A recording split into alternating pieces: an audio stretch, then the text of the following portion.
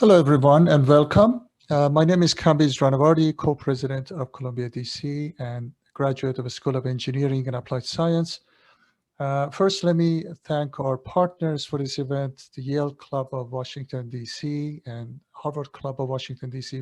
and their members for being with us this evening. We are very pleased and honored to host Professor Michael Heller and Professor James Salzman to discuss the concept of ownership, which is the subject of their most recent highly acclaimed book, Mine: How the Hidden Rules of Ownership Controls Own Lives.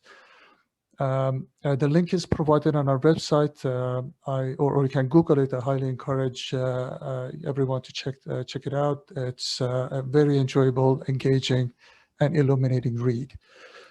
Before we start, please allow me to spend just a couple of minutes to introduce our speakers.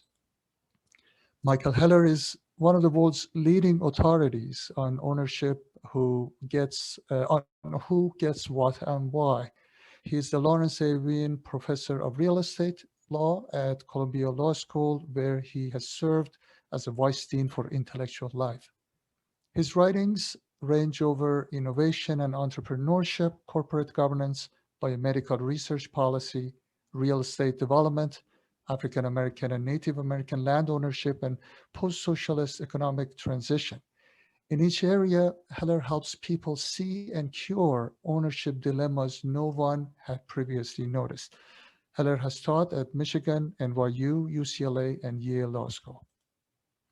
James Salzman is one of the world's leading environmental theorists. He is the Donald Bren Distinguished Professor of Environmental Law with joint appointments at the UCLA School of Law, as well as the School of the Environment at UC Santa Barbara. An international expert on drinking water, he frequently appears as a media commentator and has lectured on every continent except Antarctica. He has taught at Yale, Stanford, Duke, and Harvard, as well as universities in Australia, China, Israel, Italy, Portugal, and Sweden. In 9 books and more than 90 articles and book chapters, his broad-ranging scholarship has addressed topics ranging from water to wildlife, from climate change to creating markets for ecosystems. So without further ado, Michael and James, please take it away. Well, thank you so much, Kambiz. It really is a treat to be able to present to the Harvard alumni, the Yale alumni, the Columbia alumni in DC, as well as really any cicadas that may be watching. And I want to start by going to the airport. This is a place many of us have not visited for a while, and we're going to start with a true story. In fact, it's a saga, and as with all sagas, there is a hero.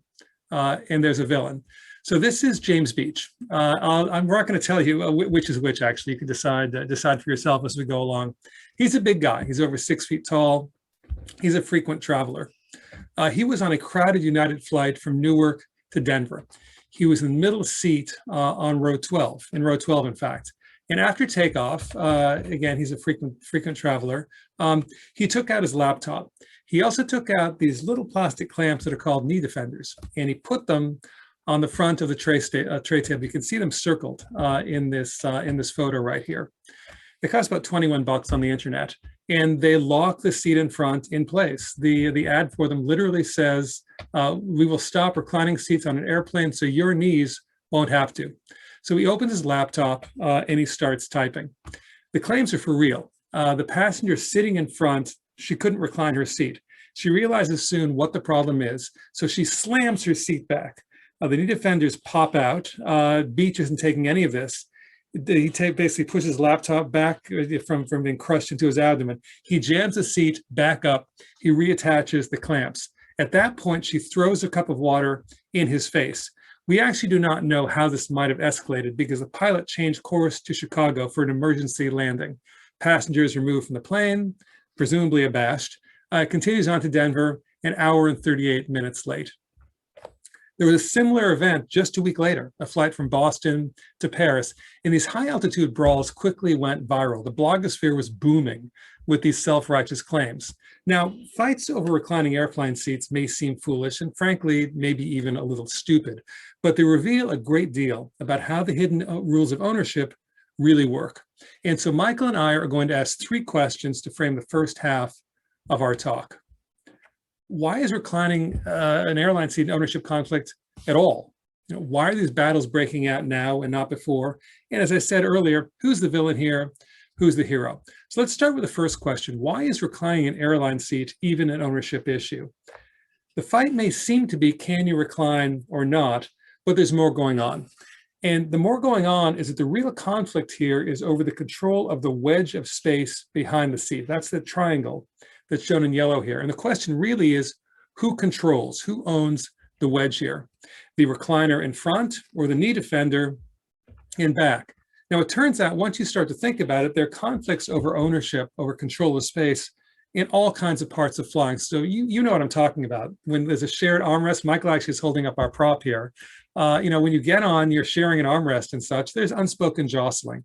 So Michael held up the I don't know, I was going to say clever entrepreneur, the entrepreneur who did that. I'm not sure how clever it was. I've never actually seen one flying, but overhead baggage space, window shade up or down. The fact is that every inch on board can be contested, and even more so today with concerns over social distancing. And this is true not just on airplanes. Ownership visibly shapes every day of our lives, every minute. These are the rules that decide who gets what and why. Whether you stand at the front of the line or the back. It's where you live. It's the medications you take. It's where you drive. Hundreds of times a day, we encounter decisions over who gets what. And these are all decided by a small handful of ownership rules. And most of these operate more or less totally outside the law. As we tell our students, and we'll probably talk about this in the Q&A afterwards, law is highly overrated. And this is true all over the world. It always has been, it always will be. Our drive to own is hardwired. It goes way back in evolutionary history. And this is not just for humans. All species compete for control of scarce, valuable resources. So this is probably the prettiest time of the season, maybe a month ago in DC, but it's wonderful. Michael grew up in DC. I lived there for 11 years. We know it very well. There are birds singing and they sound pleasant and bucolic. What wonderful chirping. I suspect you might think differently if you heard what they actually are saying. Oftentimes birds mark their territory and they basically say, don't even think about crossing this line. We humans are no different. You spend some time in a playground and I promise you, you're going to hear kids shouting, one word, and you know what that word is. It's mine. It's mine. It's mine. It's mine, right? Mine is one of the first words that kids speak in every culture around the world. And this word only grows in importance as we grow older. So we hear sayings about ownership all the time, right? How many common sayings there are about mine? So first come, first serve, possessions, 9/10 of the law. Once you think about it, though, they're all over the place, right? You reap what you sow. My home is my castle. Our bodies ourselves. The meek shall inherit the earth. We learn these sayings about ownership at a very early age. And thinking about ownership becomes so engraved, we don't even realize it. It's like a fish that's swimming in water and doesn't realize it's wet. It's wet outside. And this is not just in our common sayings. So think for a moment about the creation legends of Western civilization. So what was the creation myth of Greek civilization? Well, the answer is the catalyst for the birth of civilization. It's Prometheus stealing fire from the gods on Mount Olympus. He takes something that does not belong to him. He pays a terrible price, right? His liver is torn out every day by an eagle. It's kind of a bad Gothic version of the movie Groundhog Day. But it's human ownership of fire that sparks civilization. Same thing for the Judeo-Christian creation myth, right? The Bible, the Garden of Eden story, it turns on ownership. Adam and Eve are punished for taking something that is not theirs. And ownership goes even farther. What happens after they take it? They're quite literally evicted from the garden. Trespassing now exists, right? God doesn't change the law because there's an Archangel Michael guarding the entrance to the Garden of Eden with a flaming sword. They leave. Human history begins. And mine has remained up for grabs ever since. So why does ownership feature so centrally in these creation myths? Michael and I argue that at its core, human society exists to help us deal with competing claims to ownership. It might be food, water, sexual partners, territory, you name it. So we don't kill each other too often. So I want to return now to the first question. Why is reclining an airplane seat an ownership issue? Well, whenever people want the same thing, wherever they want the same thing, whenever there's not enough to go around, ownership is up for grabs, and that is everywhere and always. It's from the Garden of Eden to the wedge of reclining space behind a seat at 35,000 feet, in every place in between. So I'm now going to hand it over to Michael to take over. Jim, thanks so much. And I'm going to take us to our second question, which is, why are these seat recline battles breaking out like now? Didn't used to happen. Planes didn't used to make emergency landings over these type of fights. No one thought to ask who controlled that wedge of space, of reclining space, because there was enough space for everyone. And that's just not true anymore. So tray tables have become much more valuable for laptops. We, people, are getting larger. And what's most important, though, is that airlines have been shrinking the pitch. That's the distance between seats. It was 35 inches not that long ago. It's down to just 28 inches on some planes today. Every inch of pitch is that the airline shrinks adds up to 6 extra seats on the plane that they can sell on every flight. So what airlines are doing is they're squeezing more and more passengers inside that same fixed tube. And as our personal space is shrinking, that wedge becomes increasingly valuable. So passengers, we are getting angrier and angrier at each other because most of us assume that the wedge is up for grabs. It's available to be owned, to be claimed, be controlled by whoever gets it first. So, but it's ambiguity about that question, but who controls the wedge? That turns out to be the key to solving this first puzzle. And the ambiguity is no accident. Airlines actually do have a rule. You have a right to recline, but they never announce and rarely enforce that rule. And why is that? Because airlines are real masters of ownership design. Those inches of space, that is their core product. They engineer those inches using one of the most advanced tools of ownership design. And it's a tool that we call deliberate ambiguity. When ownership is ambiguous, airlines know that most of us will fall back on politeness and good manners, not look to law or to rules. So we try to work it out between ourselves. And while we're doing that, airlines are profiting. Deliberate ambiguity lets the airlines sell that wedge of space twice on every seat, on every flight. Once for you to recline, and again, for me, for my knees and my laptop. And what's even better for the airlines is that all of this conflict in economy class, that's what creates the market for higher price seats up front, seats that have enough legroom and no hassle. So the answer to the question, why are these battles breaking out now, is that airlines are using this advanced tool of ownership design to profit from conflict that they have created. And it's for this reason that most airlines actually have banned the knee defender. They need to preserve that deliberate ambiguity. And this brings us actually to our third question. Who's the villain and who's the hero in this story? And to answer this, we need to expand our cast of characters a little bit beyond James Beach. Some of you may recall this image.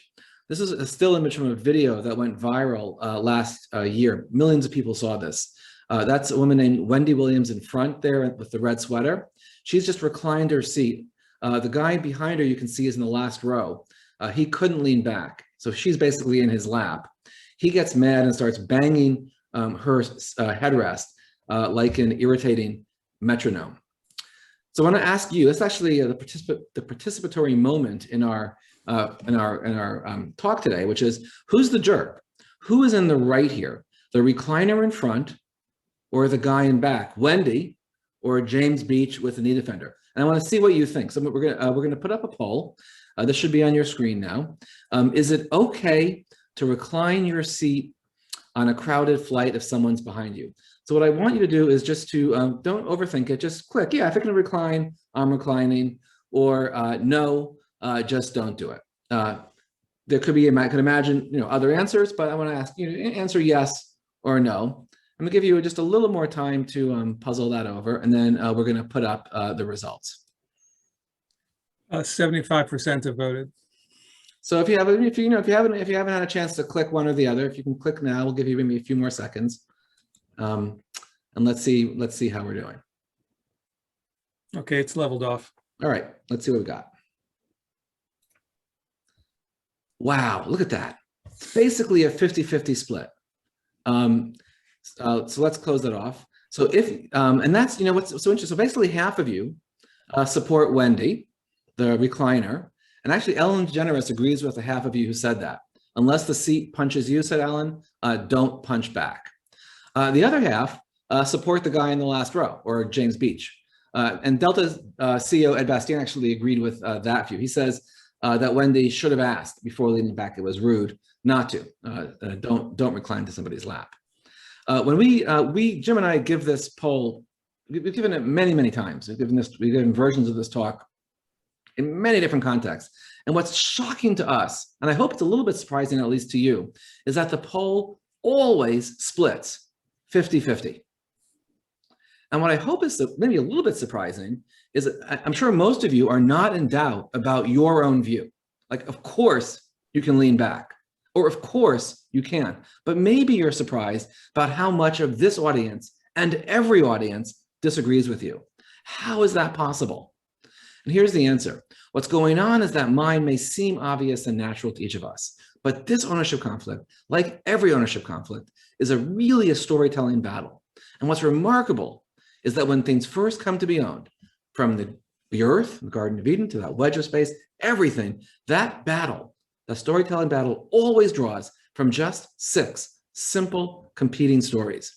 For those of you who voted with Wendy, you're asserting what we call the attachment story.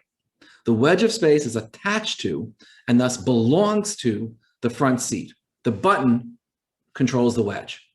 This idea of attachment is one of the world's oldest legal principles. It dates back thousands of years. It's mine because it's attached to something mine. When you say my home is my castle, you are invoking attachment. This is why you own the oil and water under that castle, your home. It's why you own some airspace above. Attachment is the most important ownership principle you have never heard of. Turns out it's also one of the most important tools we have to slow climate change. For those of you who voted with James Beach and Knee Defenders, the guy in back, it's a different story. You're saying possession is 9/10 of the law. It's mine because I am holding on to it. Possession is just as fundamental as attachment. Possession traces back to those territorial animal instincts, to that picture of the dogs and the bee and the birds. So James Beach is saying, my knees, my laptop hold that space. It is mine. So when that seat reclines into it, it feels like a trespass. Attachment and possession are 2 of just 6 basic stories that we all use to claim everything in the world, everything. The third story is first in time, first come, first served. It's mine because I got it first. We use first in time all the time. This is how kids line up to get a swing on the playground. This is how countries claim space for satellites in geosynchronous orbit. Fourth story is labor. It's mine because I worked for it. This story goes back to the Bible. You reap what you sow. Reward for labor is the intuition behind why, for example, we grant patents to inventors and copyright to artists. Fifth story, it's mine because it comes from my body. Our bodies, ourselves. This is the ownership story that's at stake when we fight over whether, for example, we should be able to sell our spare kidney, or whether, this is an issue in the news today, whether college athletes should be able to profit from their celebrity. Finally, sixth story, family. It's mine because I am in the family, and that's a special group. We may say the meek shall inherit the earth, but the reality of family ownership is far more troubling. We now live in a country with unbelievably generous rules for the super rich and a different, not metaphorically, literally different and much harsher set for the rest of us. So you may look at this list and say, well, hold it. People sold or gave me most of what I own. That's not on this list of 6 stories. But I would ask you, well, where did they get it from? They got it from someone who sold it to them, and back and back and back. All ownership traces back to some original somebody who is asserting one of these 6 stories.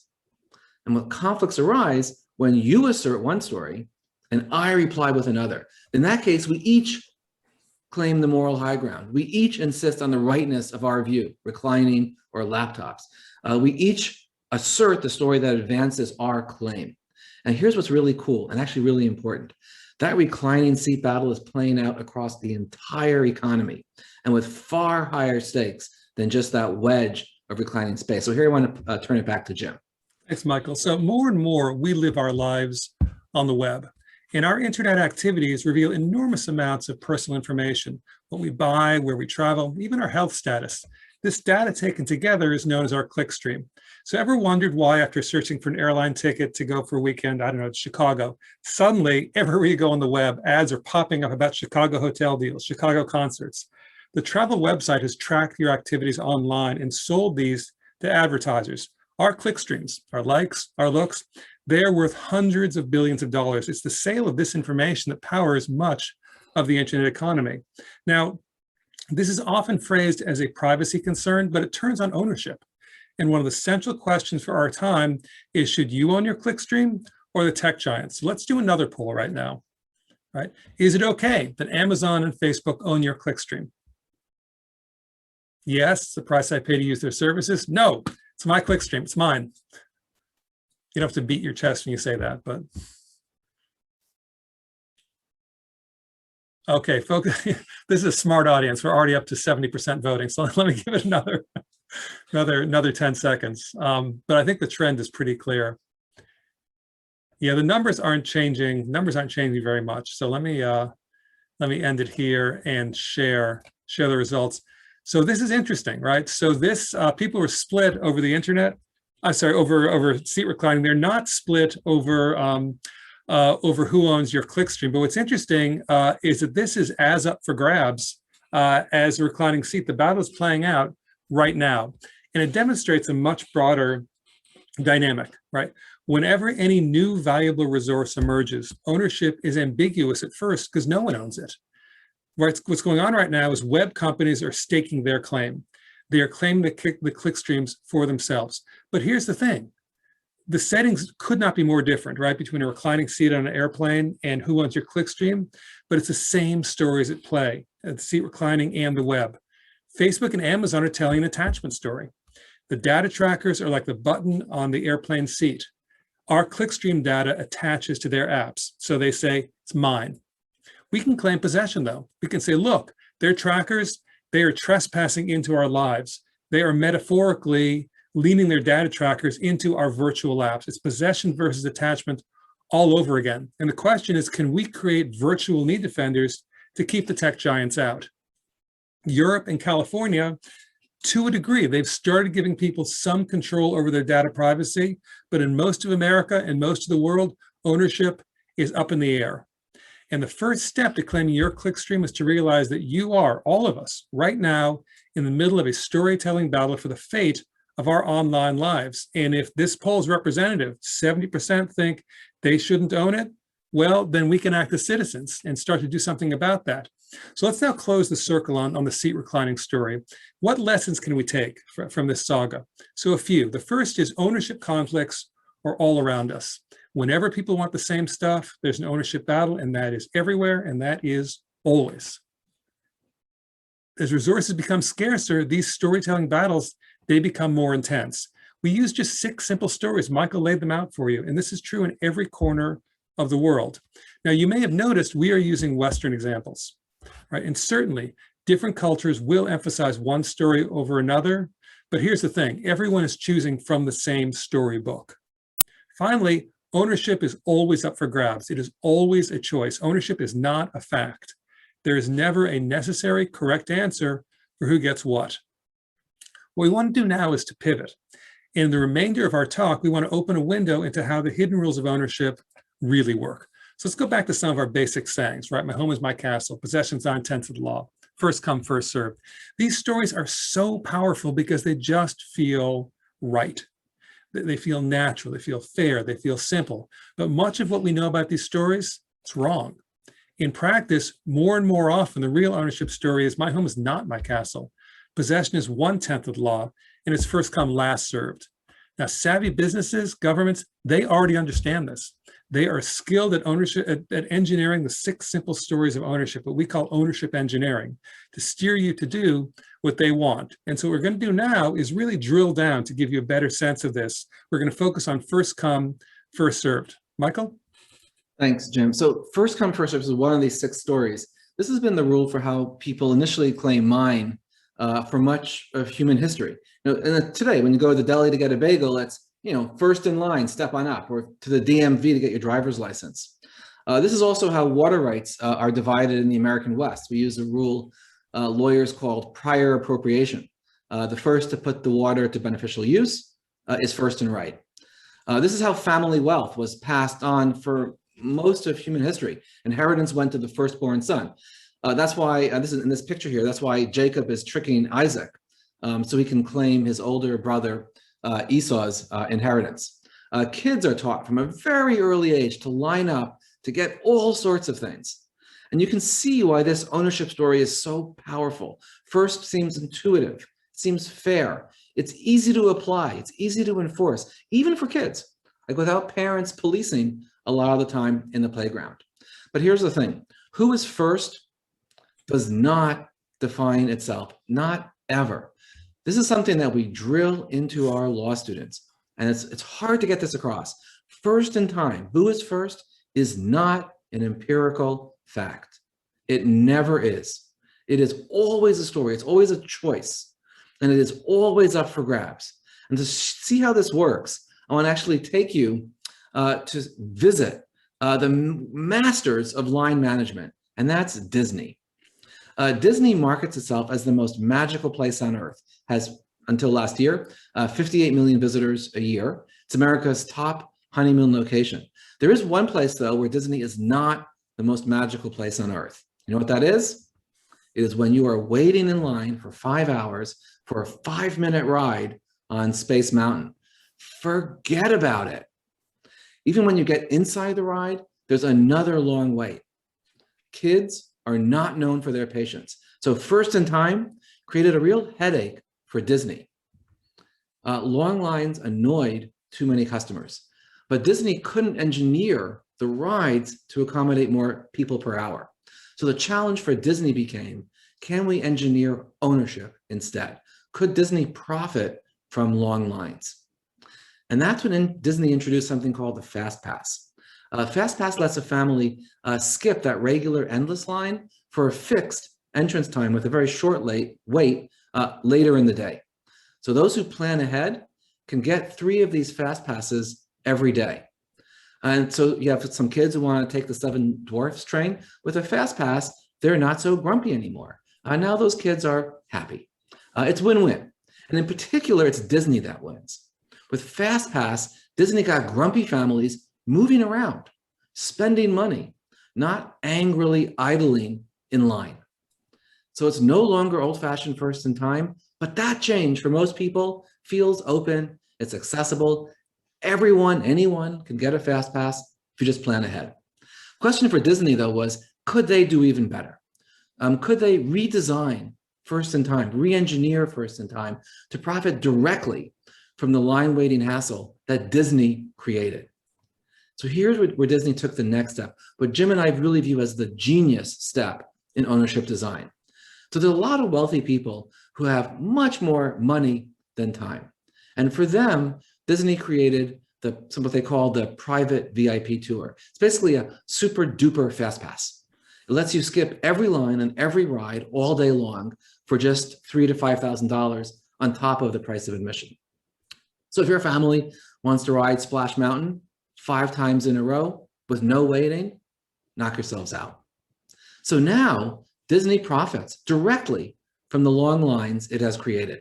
It's exactly the same as the airlines creating a market for business class seats by ensuring misery in economy. But there is a catch for Disney, different from the airlines. If Disney is visibly moving too many families to the front of the line, they risk angering the many grumpy people who've been waiting patiently. They're sort of core customers. So what Disney does is it assigns a guide to discreetly help each group of families that are with the VIP pass to get in. So for some rides, The guides will even bring the VIP families, the high-paying families, in through the exit or through a side door. Actually, that's what's happening in the slide you're seeing right now. So the problem for Disney was that the old-fashioned definition of first in time left too much money on the table. So they re-engineered, they changed who counts as first, starting with the Fast Pass and later with VIP tours. So for families who are waiting patiently in line, who are still waiting, they never can even tell that there's anything amiss. They never realize that the real rule has become first come, last served. So with that, I want to hand it back to Jim. Right, and thanks, Michael. And of course, this is not just Disney that is re-engineering ownership. First come, last served is quietly becoming standard practice across the economy. We've already seen how airlines are masters of ownership engineering with their reclining seats. So it's not a surprise that they also profit from redefining first come, first served. So when I was young, we would go to the airport. There was no, security. You just go to the gate, and if you arrived early, you got on earlier. Now that is no help, right? It depends on what level of semi-precious stones and metal you are. So a while back, I found out that was Ruby. I think it was American Airlines. I was so excited. Ruby, how cool is Ruby? Ruby slippers, Ruby's fabulous. Ruby was the last one, right? I got on last, stinking Ruby. Airlines are creating rules for who gets to the front. And all of this is to maximize customer loyalty.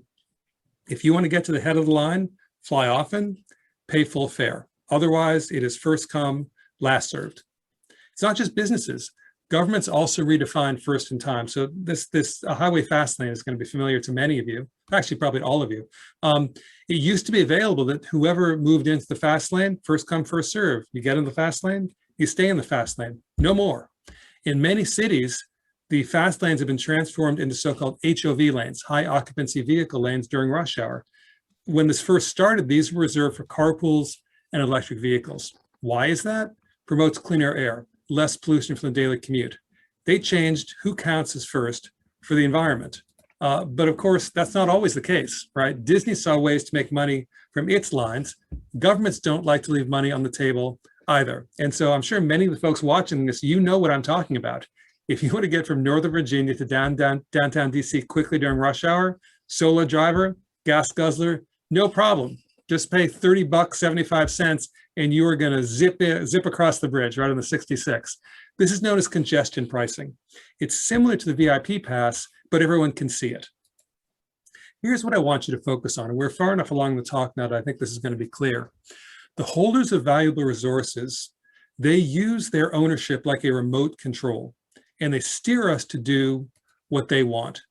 Disney redefines first twice. The Fast Pass gets families out of line, steers them to spend money on Mickey merchandise and giant turkey legs.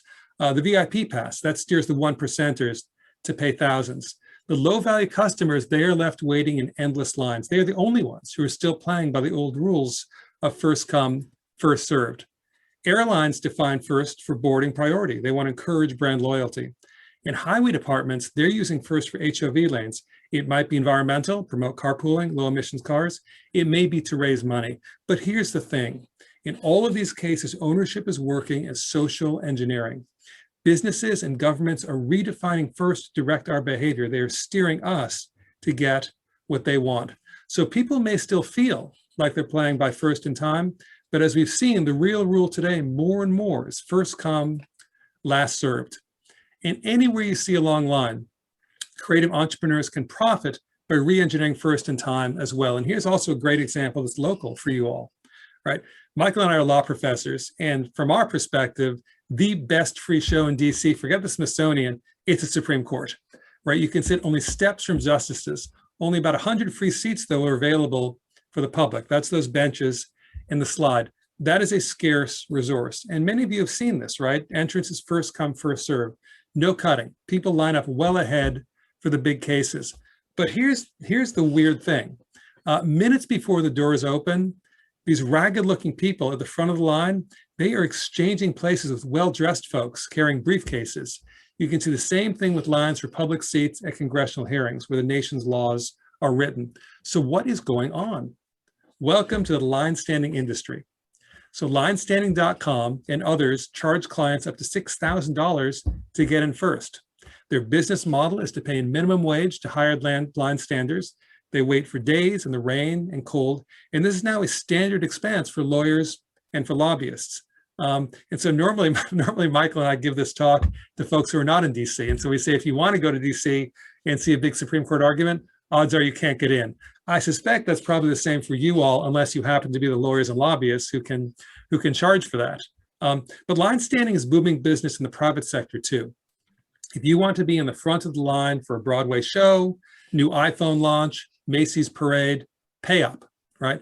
My favorite example of this, there was a Shark Tank contestant who paid so he could avoid waiting 43 hours for his audition. The irony, of course, is that the person who set up the line standing company probably had a much better business idea than the guy who was pitching it on Shark Tank. But here's what I want to do. As before, I want to ask, how do you react to paid line standing?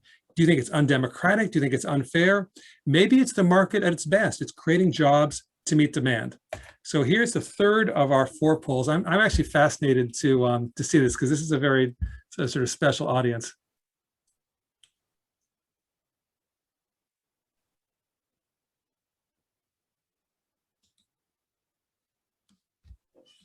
Okay, we've got a little over half have voted. Let's see if we can get some more. I want to get over 70%. Okay, almost there. All right, so this is fascinating. So it's basically 50-50. And I have to tell you, we have given this dozens of times. This is the only time it ever came close to 50-50, actually, Michael, I'm going to pass it over to you. You can interpret the results for folks. Well, it's so interesting. Like, well, so what does that mean? So when we give this poll to, for example, just to give a sort of one polar example, to Jim teaches in School of the Environment. So we gave this poll to environmental students. They overwhelmingly felt that it was wrong to have paid line standing. When we gave this poll to my law students overwhelmingly felt that it was, fine. Of course we should be able to pay. And so you guys are right in the middle. So maybe you're some mix of lawyers and tree huggers. So anyway, for this one, there isn't a right answer or a wrong answer here. There's no law on lines. This actually goes back to one of our earlier themes about law being overrated. Most ownership conflicts happen outside of the law, and lines are one of the good examples. So however you voted though on this, what we were seeing is a shift from first come, first served to first come, last served. And that shift isn't just about money. There are also underlying democratic values at stake. So old-fashioned first in time, that definition rewards those with a spare time to get there first. First come, last served, by contrast, rewards wealth. This favors those who can pay for the time of others. What we're seeing quietly across the economy is that owners are rewriting the first in time story, from time to money, from equality to privilege, from first to last. So this is one of the ways I hope, as you sort of think about our book and this talk, as you start to see the world in a little bit different way. So next time, anywhere that you see a long line, that you're waiting in a long line, I want you to ask yourself, wow, are those people who are ahead of me, are they being paid to wait? And what does that mean for me as a consumer and as a citizen? I want to just give you one more example. I think that I hope snaps into focus once you understand how the hidden rules of ownership work. And this is the cutthroat world of food trucks. So normally public parking on city streets is first in time. Food trucks arrive early. They park in prime downtown spots. Food trucks are special partly because they offer immigrants a route to establishing small businesses, and chefs a route to establishing some new cuisine. Anyway, downtown brick and mortar restaurants, they do not like food trucks. They are threatened by the popularity. Food trucks don't pay rent. They have lower taxes. So restaurants in many cities in America lobbied their city councils to change parking rules, to redesign what counts as first on the street so they could eliminate this competition. Food trucks claim first in time means first to park on that spot that day. Restaurants said, no, let's define first differently. We were here first, we were in place first, long before the food trucks, and that version of first means that we should be able to prevent food trucks from parking anywhere nearby. So city councils in many places, Chicago, Baltimore, near DC, many other cities, were persuaded by the restaurants and now prohibit trucks from parking within 200 feet of traditional restaurants. And what that means is basically, effectively, no food trucks pretty much anywhere near downtown. So redefining what counts as first for parking was super profitable for brick and mortar restaurants. It was devastating for immigrant entrepreneurs and for up and coming chefs. So Chicago, for example, with its 200-foot parking ban, it has only 70 food trucks and a super boring street food scene. Portland, Oregon, which is the slide that's up now, it's a city that's a quarter the size of Chicago. It has no parking restrictions. It has over 500 trucks. It has one of the most vibrant food scenes in all of America. So anyway, so next time you're walking down in any downtown, anywhere, along with noticing how lines are working, you also notice the presence or the absence of food trucks. So it's these tiny hidden changes to the definition of first in time that shapes a city's entire food economy. We are always engineering first in time. It is a powerful story because first feels natural and fair, but it is always up for grabs. So this has actually been playing out just in the last few months in battles over access to the COVID vaccine. Everyone agreed back in January that frontline health workers should be first, but after them, who? Elderly, prisoners, teachers, smokers.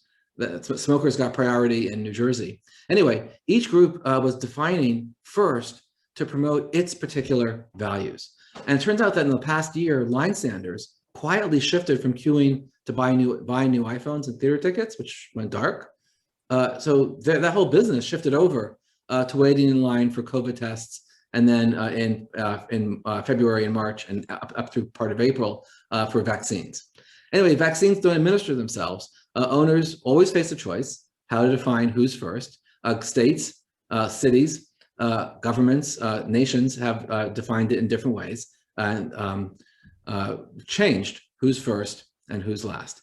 This next slide of the kids with a shovel, we showed you this slide at the beginning of the talk.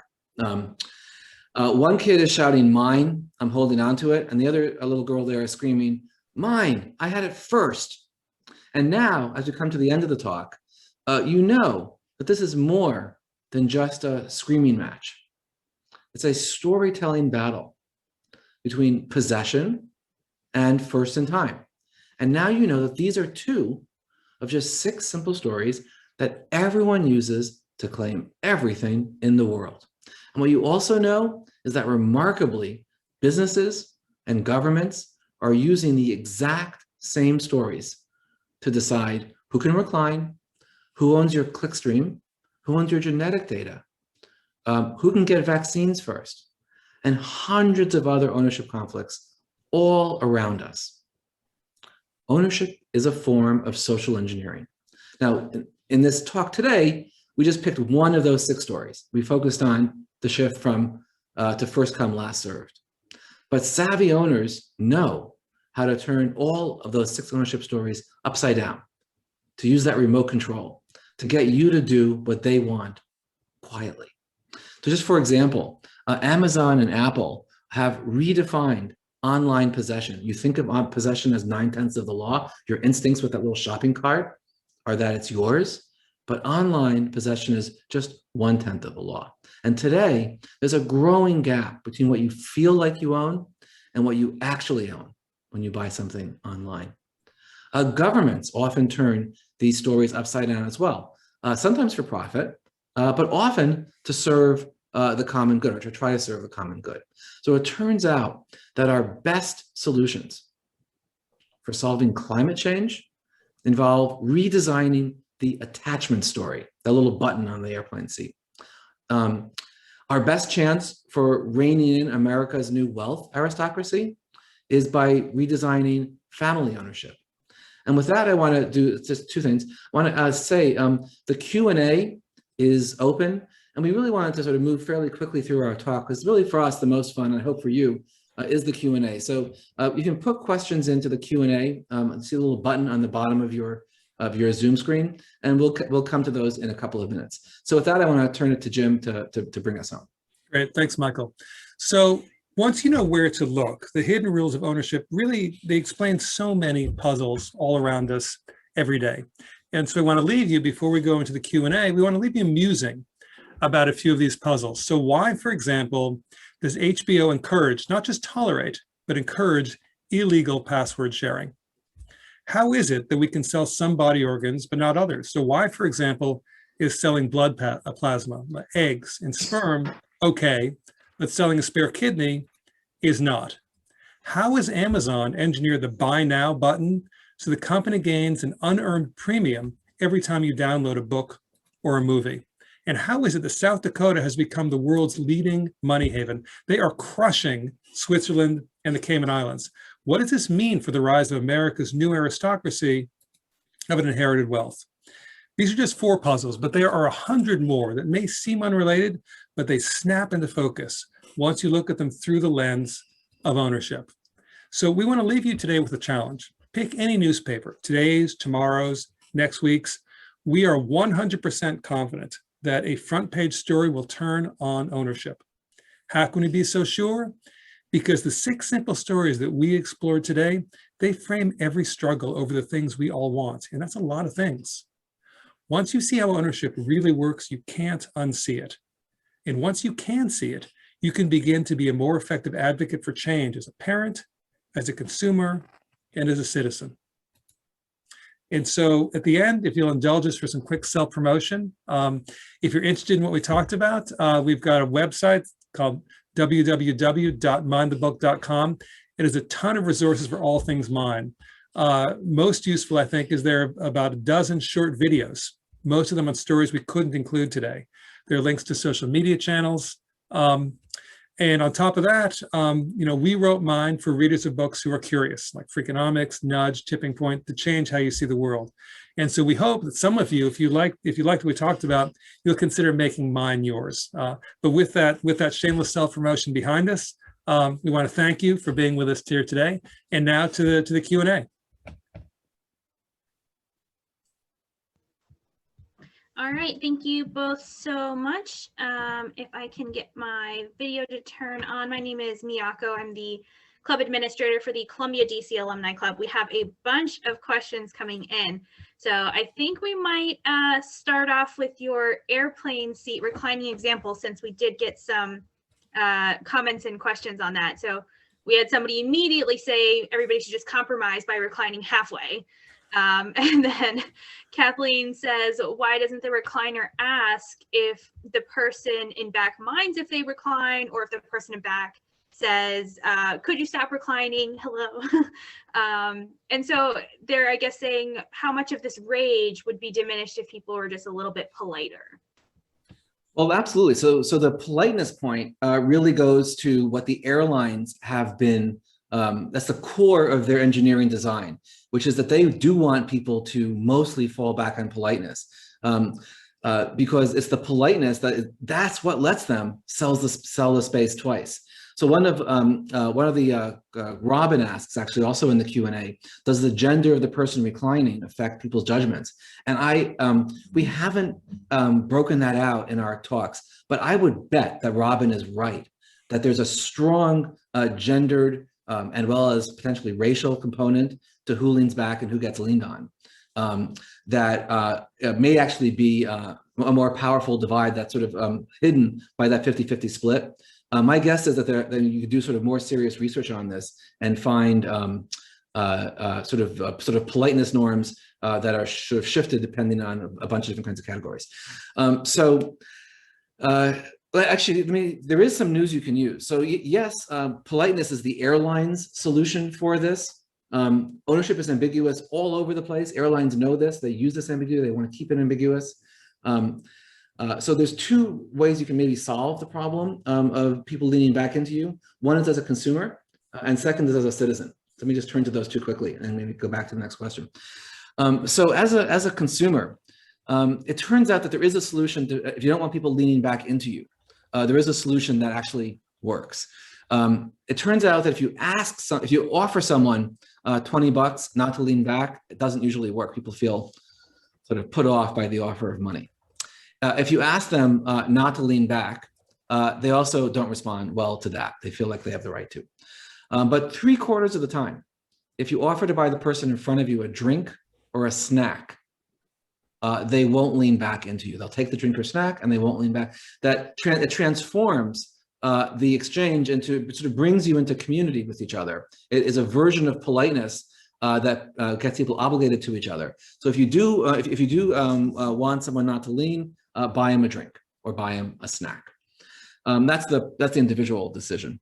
There's also a political issue here, which is it was only in 2018 that the FAA decided not to regulate airline seats, finally. But that isn't a final decision. So it is absolutely possible as citizens to lobby and as people in Congress to force the FAA to regulate pitch, the space between seats, or to regulate the leaning back. So one of the questions was, how about leaning back halfway?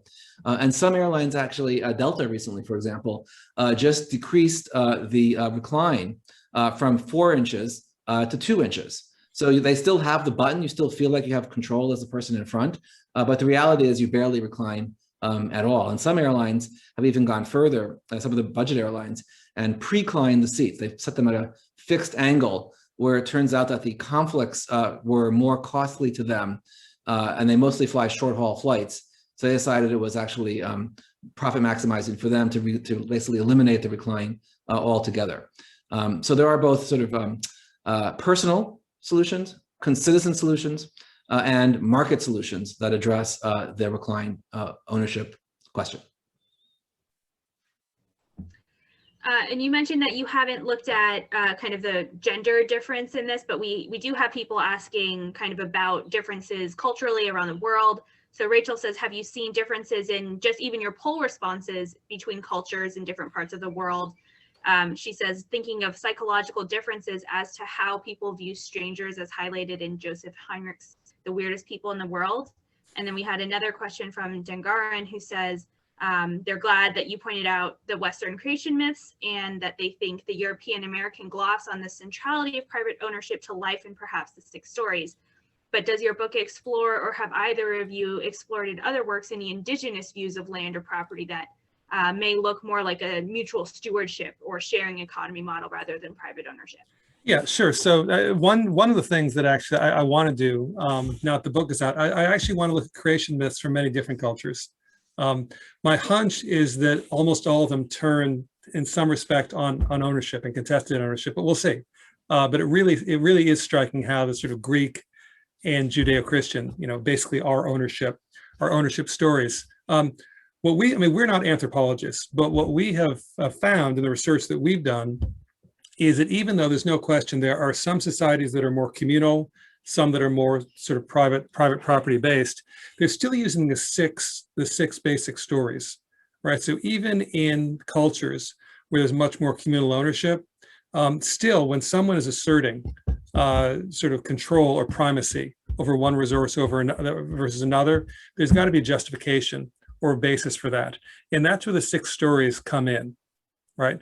So the key point here, it's not as if the 6 stories are American or European or, from an indigenous tribe in the Amazon or Indonesia or wherever, right? They're all going to have their own systems for how things get allocated.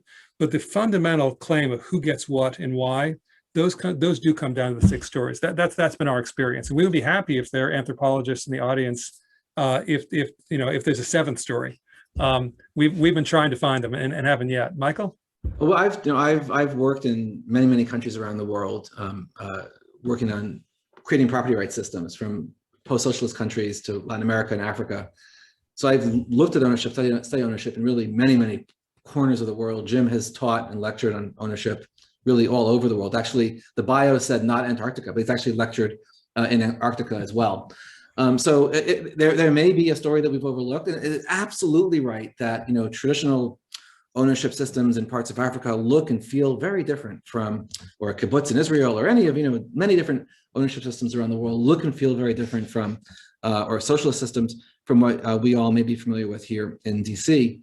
But when you ask how do people originally get ownership, even in those very different parts of the world, it always comes back to first, or possession, or labor, the same basic stories. We're pretty confident that that pretty much, and that's actually, I think, one of the real contributions of our book. The book has sort of multiple hats. It's really meant for the people who like Freakonomics or Gladwell books. But as an academic contribution, actually just noticing that there are only these 6 simple stories is something new. We don't, this isn't something that sort of is in the sort of legal literature or in the anthropological literature. And we're happy to be proven wrong, but so far we haven't been. All right, since we are in DC, we get a lot of folks who are very tied into the political community and politics on the Hill. So I think, Jim, you already said hi to Liz, but her question here, she says it's really fascinating. What she takes away is that corporations have mastered the ability to create scarcity and then monetize it for those that can buy their way out of it. Should this be regulated because it clearly reinforces inequality? And then I'm going to jump down because we had another question. Chad says, if the government gets to settle ownership disputes, then does that mean that the government has true ownership?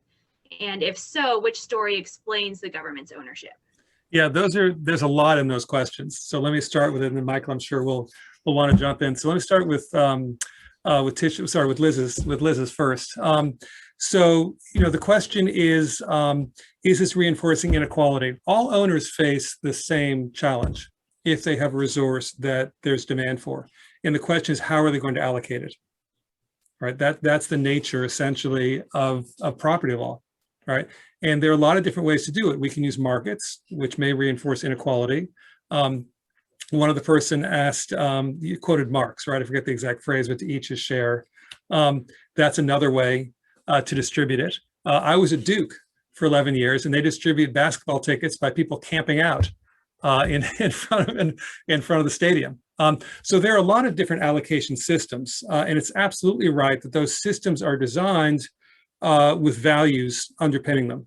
And a market system is going to reinforce inequality, right? Some people are going to be wealthier than others. It is not the case that government is going to be the ultimate owner, right? So essentially what the government can do is can step in and say, we're going to cabin how allocation can work, right? So we are not going to allow you to say only men can have this resource, or only so-and-so, if there's a public aspect to it, right?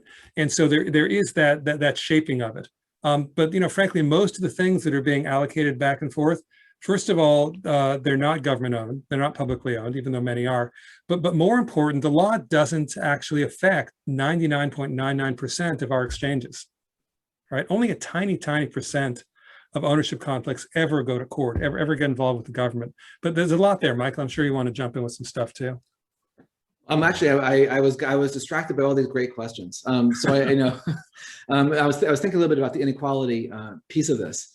So I worked in a lot of places that nominally were governed by each according to their need. I worked in a lot of socialist countries. I was actually part of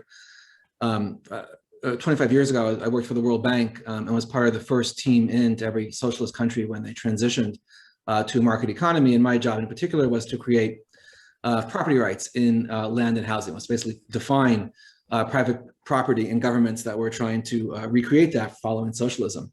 So even under socialist law, even at its most successful, there was actually a tremendous amount of inequality there as well. All the best apartments, all the cities I worked in, were controlled by apparatchiks of the Soviet or the communist state that usually seized them by force from people who had been living there before. So even under socialism, we still had those same stories. I see at the bottom, I actually wanted to comment on this from Giannis, saying, the stories actually apply to early Americans, Native Americans. And I think that's absolutely right. So we have this sort of fantasy, or many people have a fantasy of Native Americans or indigenous people as sort of not sort of owning, not having a sort of sense of ownership like we do.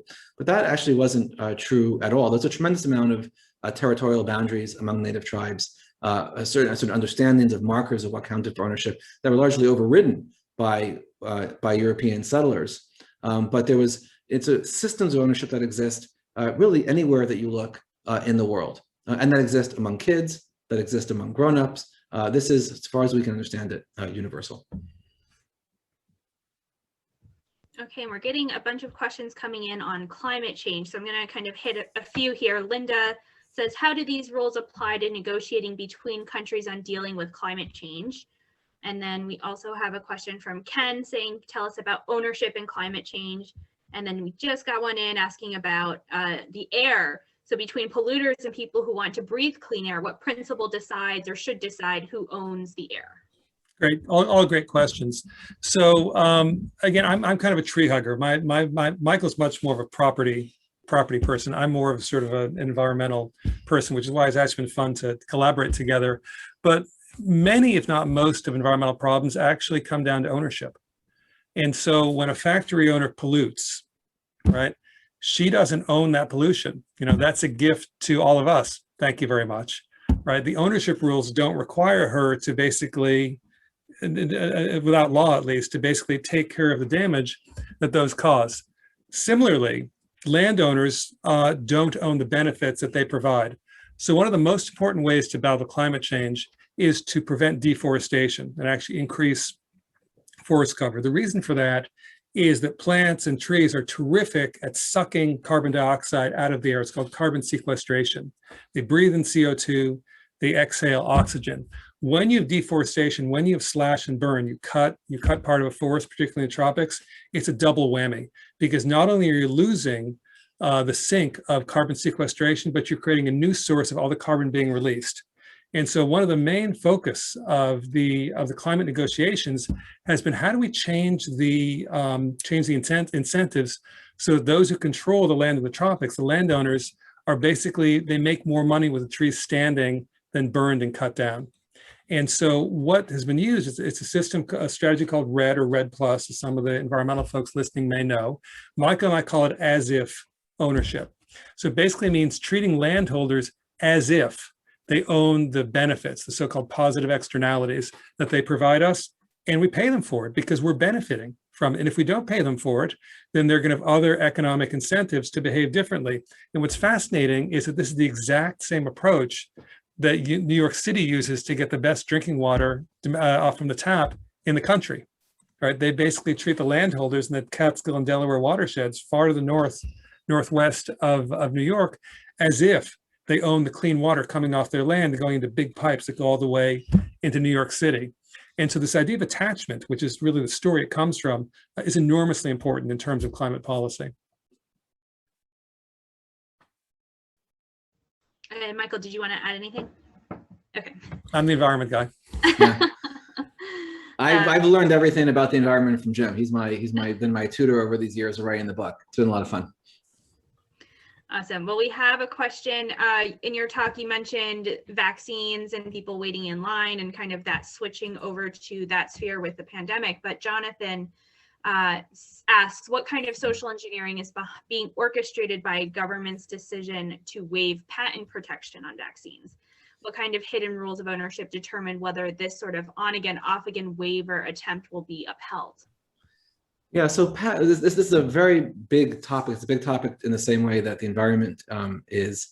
We actually have a chapter in the book on this question, on sort of the cutting edge questions about who should own what for labor around ideas about patents and around copyrights. And the thrust of our argument is that we actually ended up with in America too much patent law, too much patents and too much copyrights. A recent study showed that if you basically take the entire US patent system, it's actually value destroying for the American economy, with one very important exception, which is where the question comes from, that people mostly use patents to block each other from innovating rather than as ways to support innovation in this country. Most innovation today requires assembling many small bits of knowledge, hundreds or even thousands of discrete pieces of innovation. So your cell phone, for example, has thousands of patents that read onto that cell phone. And what that means is that it's often very hard for people to assemble those patents, and a lot of products that could exist, that should exist, a lot of drugs that should exist, don't because of gridlock, because of too many owners having patents on pieces of the information that's needed for some larger for some larger resource creation. I actually wrote a different book about exactly this problem called the gridlock economy. This was about 10 years ago. There's the one exception, the one place where patents do seem to actually be value creating in the American economy is particularly pharmaceutical patents. That pharmaceuticals often take $1 billion to bring a new drug, a new FDA-approved drug to market. Once your drug is in existence, it can cost a penny a pill to create it. So without patent protections, it's hard to see what the incentive would be to create new drugs. So there is a that is actually the best argument for patents is in the pharmaceutical area. That said, even for drugs, most of the knowledge that goes into any drug, overwhelming majority of it, is publicly funded. Sort of is knowledge and innovation that comes from universities and through NIH funding. So the notion that there isn't really a public right or sort of there is troubling. And actually, the government has always retained something called the march-in right for patents, specifically for drug patents, to be able to take patents and sort of make them available to the public for free. So this is a right that's always been in existence. It's always been a constraint on every drug patent. It's never been exercised before. The last time this debate came up was around AIDS drugs in the 1990s when they were first available, when antiretrovirals were first available. There's a very big push, as there should have been, to sort of think about ways to make those drugs more freely available. And Big Pharma pushed back, understandably saying, if you do this, you'll destroy our incentives to create new drugs. And Big Pharma won that battle. But they didn't win it on any sort of first principles ground. There's many more lives at stake today with COVID vaccine, even more. Maybe Big Pharma will lose this one. It seems to me the whole pharmaceutical patent issue is a little bit beside the point here, because most of what it takes to make the COVID vaccine, to manufacture it, isn't based on the patent. That isn't really the constraint to more COVID vaccine availability. The constraint is the manufacturing know-how to actually produce the drugs. And that know-how isn't written down in a patent and isn't easily transferred. So actually, in this case as well, it's possible that Big Pharma actually has a better argument that actually sort of unsettling the patent regime by freeing up the patents in this case might actually be counterproductive, because it wouldn't actually even lead to more vaccines. The other thing here also, there were some questions about the environment. This is a huge issue with international environmental negotiations.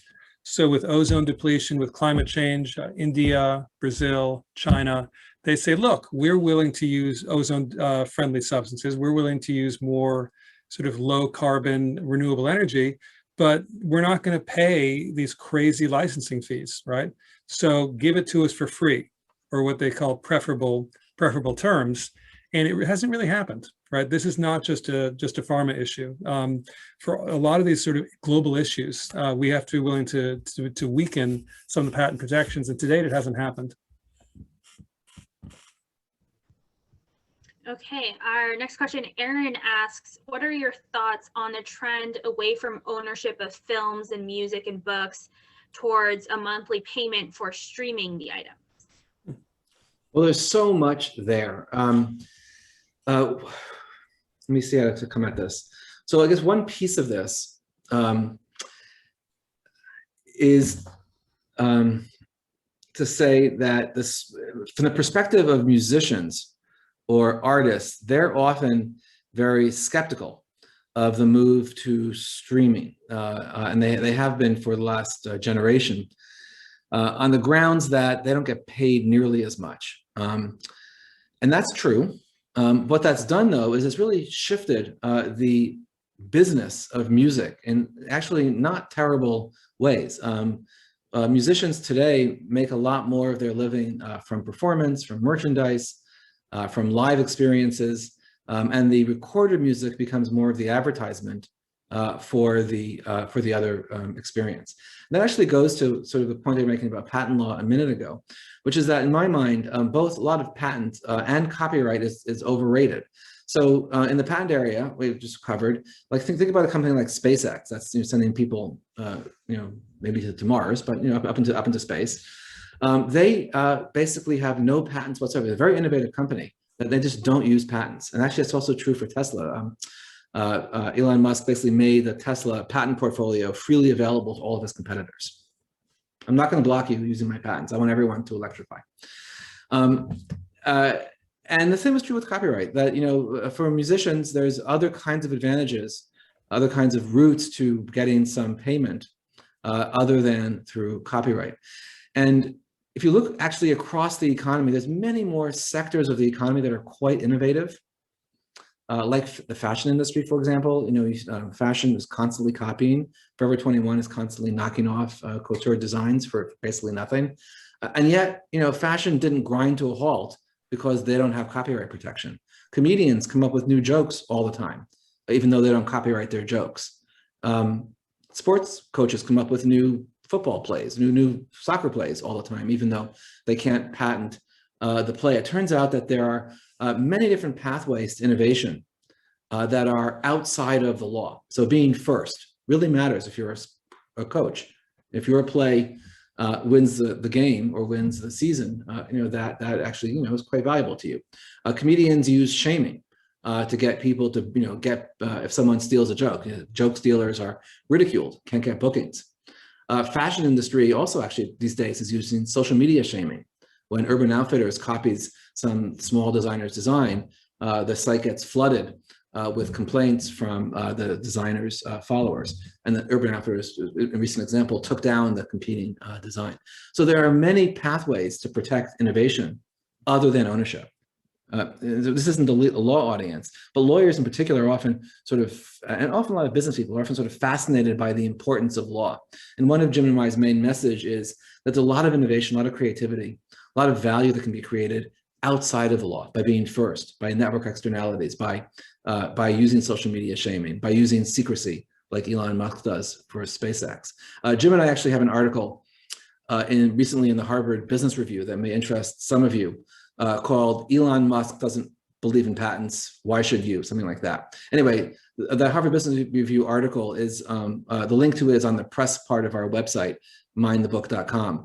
And that piece sort of goes through some of the ways that cutting edge businesses, particularly in the intellectual property area, profit by sort of not using law, by leaving law aside.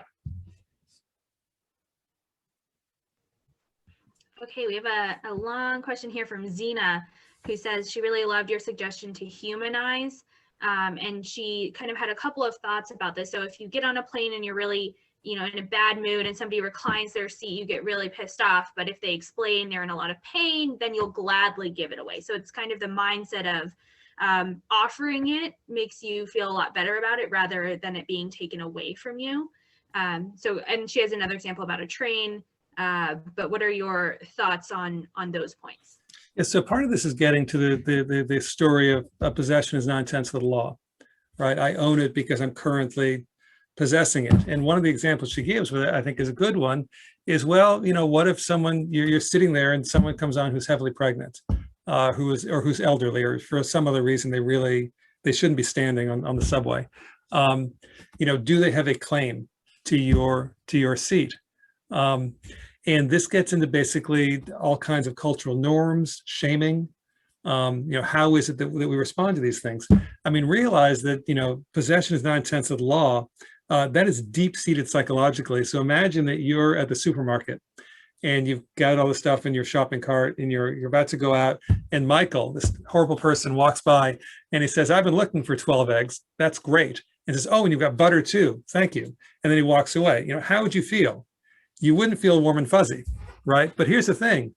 It's legally not yours, right? You haven't paid for it yet. And yet you feel this enormous sense of violation that someone has taken something that's not yours. And so, do people give up, their seats and such? The examples that Zena was talking about, you got these conflicting tensions, right? This deep-seated sense, it's mine because I possess it, but also an understanding that there are certain things that are expected of you because of cultural norms. Let me also, when I had my small kids flying, I always preemptively apologized to the people in front. All these norms of politeness. Jim and I use the airplane example because everyone has had that experience. But every conflict over every resource, standing in line for your latte at Starbucks, It's the same set of stories. All day, the food trucks on the street, all day long, you're engaged in hundreds of these conflicts, and they're all mostly getting resolved by, preemptively apologizing or apologizing later. These ownership conflicts are, people don't know what the rules are, and there often aren't rules. But there are stories, ownership stories that people are telling each other. I mean, just to sort of to spell it out a little bit, then I'll stop. COVID circles, right? I'm sure everyone listening had some kind of experience where their 6-foot space either was respected or was not respected, or they didn't respect someone's 6-foot COVID space, right? This happens, literally hundreds of times a day. We're making ownership decisions. Just to Mike's point on the airplane, I've seen on Twitter people say they'll take little packages of like ear to block the sound and give out to everybody sitting next to them if you have kids, just as a preemptive politeness. Okay, so we have a couple of comments here on the tragedy of the commons. So Jeff says, does the pre-ownership story of the tragedy of the commons fit within the categories of the stories you've identified? And then Giannis says, do you have any comments on the Hardin Alstrom debacle about the tragedy of the commons versus common pool resources? Yeah, I think that's a typo. I think he probably means debate rather than debacle.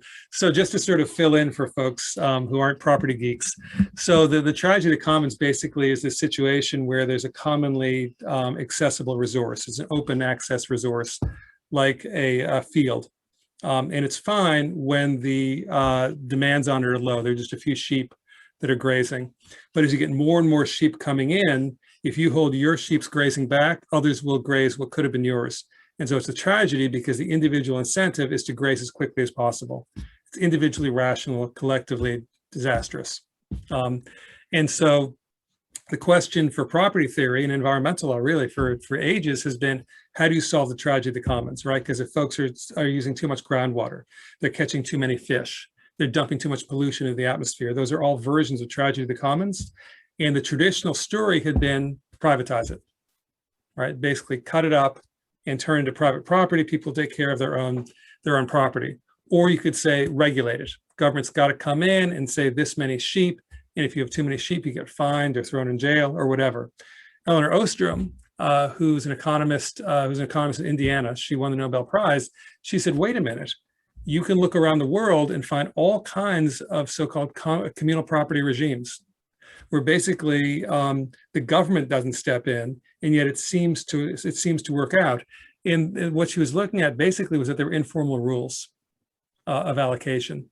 And so that whole the tragedy of the commons story basically is relevant to us, because then the question is, how do you allocate this scarce resource, right? And the Ostrom story, I think, is relevant as well, saying this is, these are some ways that you can allocate resources. I feel like I'm getting too technical. Michael, you want to pull this back up? Well, there's thousands of if you're into ownership, there's just thousands of cool stories out there in the world where this conflict about the sort of communal destruction and individual rationality are at play. So if you think about surfers, go to any place that people surf. Actually, Jim has his office is blurred, but if he turns his camera to the side, he's actually on the beach in Santa Barbara. His office is directly on that's his surfboard actually in the background there. If it's a good day, he just goes across the street and surfs. Anyway, surfers. Talk to you, Michael. All right, surfers have yeah. Anyway, so this is the life of the law professor. We live challenging lives. Anyway, so surfers have. The problem with surfing is that if anybody can surf, the waves are terrible if there's too many, because there's too many surfers. So we often have, near where Jim is you have these ruthless communities of surfers who've avoided the tragedy of the commons, the tragedy of individual rationally surfing and collectively destroying the breaks by excluding newcomers and rationing, basically taking possession of that resource. So we actually write about surfers in the book. Another great example is lobster gangs in Maine. If you ever wondered why all the lobsters weren't fished out of Maine, right? Anybody can throw a lobster pot in. Why doesn't everyone throw a lobster pot in and all the lobsters disappear? And the answer is that every port has a set of families that have these ruthless gangs, as ruthless as surfers, that basically cut the lines or sink the boats of people who aren't part of that multi-generational family. So it's those kinds of ways to solve tragedy without private property, without the law, without regulation, without the government saying you can fish this many lobsters. It's a third system of control of scarce resources based on custom, based on family, based on surf gangs, based on lobster gangs. And it turns out that there are tens of thousands of these examples. They all come back to our 6 simple stories, but they operate outside of law and outside of regulation. All right, well, we're down to the last 10 minutes. We got through a lot of questions. There's still quite a few left. I want to get to maybe a couple slightly touchier ones, but I feel like in DC, we do a lot of politics. So Carol says, how do you look at the subject of a woman's ownership of her body, such as related to abortion?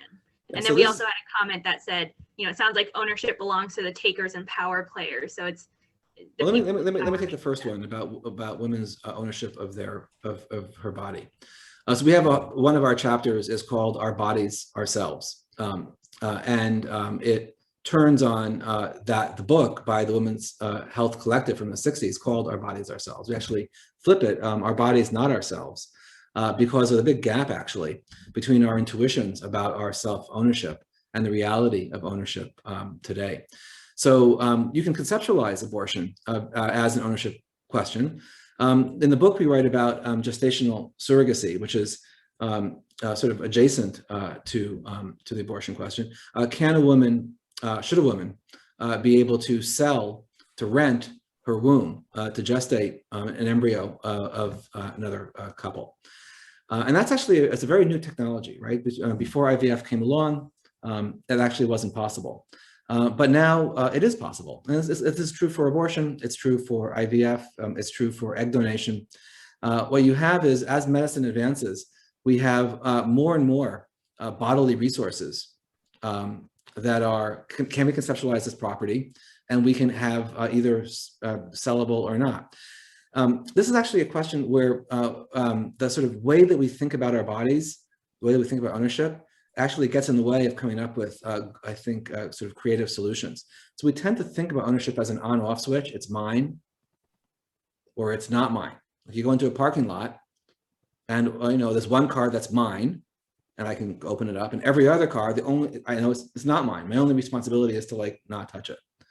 And we have that sort of vision of our bodies. One version is that it's sort of an on version. That's mine. I can sell it. I can sell the resource. I should have complete control. My autonomy says this is mine.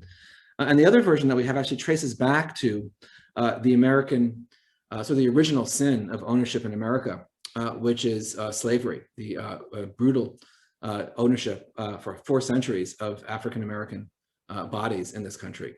And they struggle actually to end slavery in America. And that version, the ending of slavery version, has a different understanding of our bodies, not as mine, the pieces to buy and sell, but sort of viewing the bodies as, in some sense, sacred, in contrast to sort of more profane ownership. So we think of bodies like this on-off switch: mine, not mine, sacred, profane. And I guess what Jim and I think, and what we wrote about in the book, and this is maybe a new argument actually also out in the literature, is to reconceptualize ownership, all these debates, in terms of a dimmer switch instead of an on-off light switch. And that dimmer switch has in it, you could set the dimmer based on concerns about autonomy, about efficiency, about markets, about coercion of vulnerable people. And that might play out slightly differently for you as you think about different bodily resources like egg donation or IVF, gestational surrogacy, or abortion. So you can think about it in terms of gender parity, for example. So sperm has always been sellable fairly far back. Eggs initially weren't. So when we were thinking about could a woman sell her eggs, that technology only became possible in the 70s and 80s. And we didn't have an answer for that. So one possibility was the on-off switch. Yes, women can. No, they can't. Or some sort of dimmer. Yes, women can, but with some protections for vulnerable women who don't get exploited sort of as spare parts banks for wealthier families. And that's more or less where we've ended up in the US. In Europe, they pretty much set the dimmer switch to sacred, and eggs aren't sellable. So for a lot of European families that want to start their family who are infertile actually have egg tourism. They come to America to buy eggs and sometimes embryos. Anyway, it's the same set of issues for abortion. Sort of where you set the dimmer. The way we would frame it is that we should be thinking about how to set the dimmer rather than thinking about this necessarily as an on-off switch. I didn't answer the might makes right. Sure, at some level, might makes right, but that's that's basically goes back to our notion of possession. After some period of time, might makes right becomes law. So every piece of land in America, like the land where you are watching this talk from, was you bought it from someone who bought it from someone who bought it from someone. If you trace what the lawyers call a chain of title, you trace the chain of title all the way back, you get back to conquest. Every piece of land in America traces back to conquest. Every piece of land everywhere in the world traces back to conquest. So there's always an element of might makes right, but basically, sort of power plus time equals ownership. Okay, I guess with that, we're just at our last couple of minutes. So I want to open it up to any closing thoughts that you both have. Sure, I can go ahead. So the one thing that we would like that we enjoy so much about these opportunities is that we really think that if you focus on ownership, the world really does look different. One of the things Michael and I both won awards for teaching. We love teaching, and the best part of being a teacher is when you can get the aha moment from your students. And this happens when you're teaching property, and it goes well. It's like all of a sudden, oh my gosh, that's really about ownership. And those are the stories they're telling, and those are the stories that are coming the other way. And I can tell my own stories. And so really, what we hope for is folks, either even if you don't get the book, just from this this presentation, is if you can have a small part of kind of the Neo moment in the Matrix, when all of a sudden the things start to disappear into ones and zeros.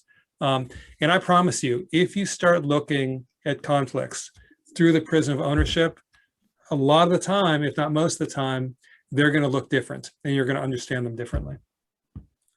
So that's really our hope: is to give you some tools and a way to look at the world in a different way. Sometimes people say, "Isn't this kind of depressing? It's all just power. It's all just businesses and corporations and governments are manipulating us. They're pushing us around, and we didn't realize it in this other way that we didn't realize." And sure, that's one piece of it. But what I hope and what we hope is that it's not so mysterious. Like you can actually begin to decode, to sort of make sense, as Jim said, to have the Neo moment and say, hold it.